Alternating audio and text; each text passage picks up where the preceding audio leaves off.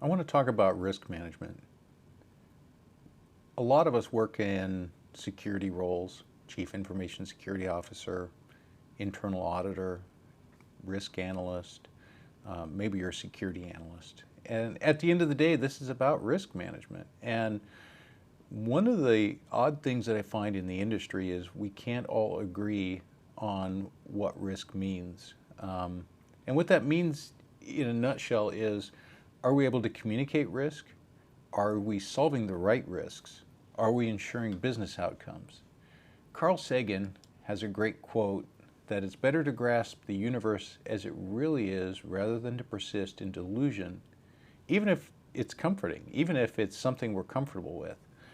So let's think about that for just a minute. We're buying, in the old days, we'd buy firewalls and intrusion detection and data loss prevention, and we had database activity monitoring systems, and we bought all these things, and yet breaches persisted. There are still vulnerabilities that are exploited. There's still SQL injection. And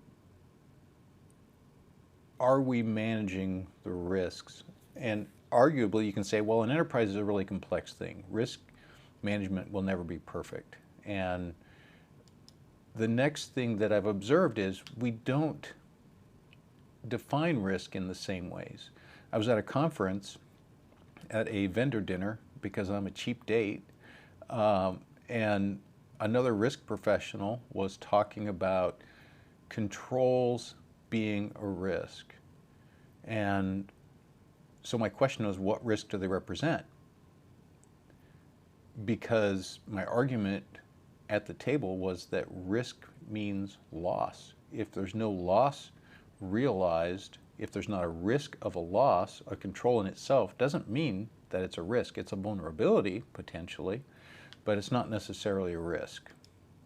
So Doug Hubbard has a really long definition, and I'm not going to read it. I'll leave it up on the screen long enough that you can read it. But the long and short is, are we being smart about taking chances? And how this relates to risk management for us is, are we enabling other people to be smart about taking chances? Are we correctly defining and analyzing risk in order to enable them to take chances? Let's think about 2020, the year in review. And I apologize if you're watching this in 2021 or some other year, but it's been a year with a lot of risk. From an IT perspective, of course, we had the pandemic come on us, and then we had to make rapid changes. We had to adapt very quickly. And so agility has become a really central theme from a business standpoint. And if we're talking about agility, what are some of the barriers to agility? And at the 2020 Gartner conference, somebody defined it as one of the top issues as being risk tolerance.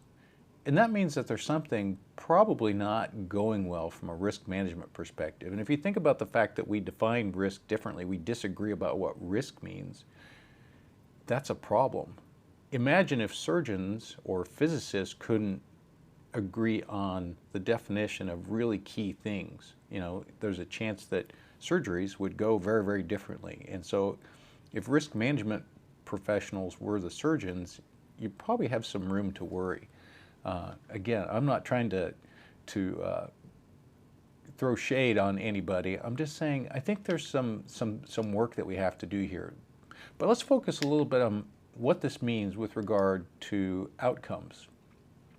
From an outcome perspective, if risk tolerance is inhibiting the performance for our companies, it means that on the left side, this is maybe where we're at today. You might be somewhere else on this spectrum, but there's an optimum place for us to inform people, to let them make informed risk decisions, to exist on the risk spectrum in terms of low risk, high cost, low cost, higher risk, that they can exist there, or maybe on a specific decision, so we can enable them to take the risk in an educated way, but that's a business decision.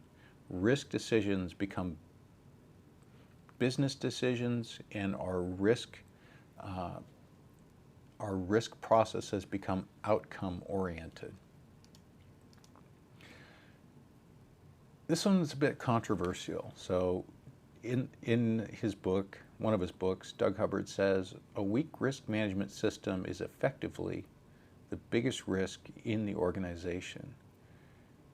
And what this means to me is that if we're not agreed on at least the fundamentals of what risk means, if we're not learning how to manage risk, how to measure it and communicate it, that we're presenting a false reality to ourselves, maybe to our executives, and it means that risk management isn't going to serve the best outcomes for our companies. Thank you.